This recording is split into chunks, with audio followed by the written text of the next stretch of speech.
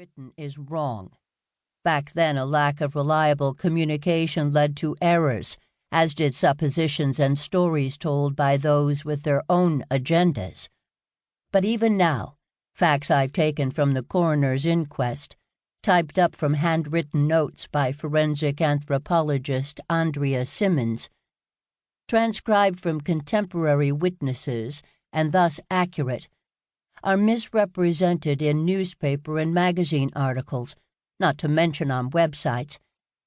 Even reading the same story in 2 or more different papers of the time isn't verification. Sometimes a story would go out on the wire with errors, and it would suddenly spread throughout the country.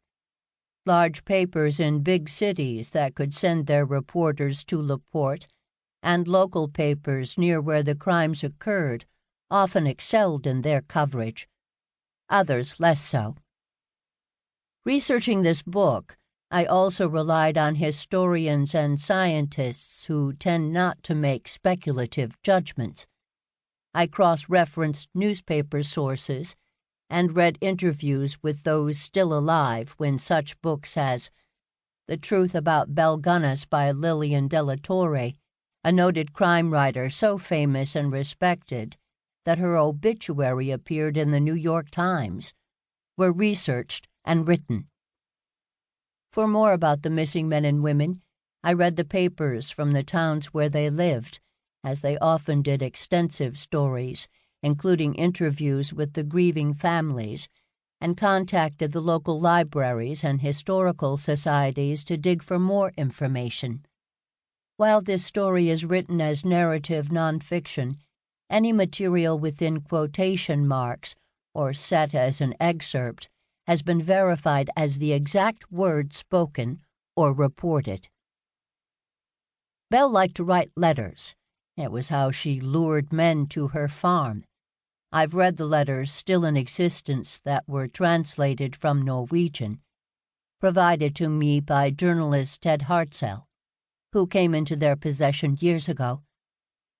Belle had a cruel and arrogant sense of humor. According to Catherine Ramsland, professor at DeSales University in Pennsylvania, who has written extensively about serial killers and has studied the letters, when Belle refers to smooth and evil people who are up to fraud and tricks in one of her letters to Andrew, she must have taken such delight in saying that, knowing what she herself was up to. Again, this is classic sociopathic behavior. People like Belle enjoyed their own ingenuity and deception. The joke is on the victim who deserved it for being such a dupe. She even has a little joke, funny only to her, writing how he might work himself to death if he stays here. Here's another sick joke she's said to have played. Her hogs were prized for their taste, though it must have turned quite a few stomachs when Ray Lampier revealed that she sometimes diced up body parts and put them out into the pig lot. And her sausages might not have been wholly made out of pork. Imagine her sly, superior smile when people complimented her on the taste of her pork chops and sausage. The joke, again, was on them. They were stupid. She was smart. She was Belle Gunness, all-powerful and impossible to defeat. And she was for a long time. But maybe not forever. Belle, if all the stories are true, meets the criteria, according to the Diagnostic and Statistical Manual of Mental Disorders, 5th edition, for someone who has an antisocial personality disorder, ASPD. People with this disorder are incapable of understanding others' feelings, often use mind games or manipulation to control friends, family members, co-workers, and even strangers, show a lack of regard for others' feelings, and are capable of violating the rights of others.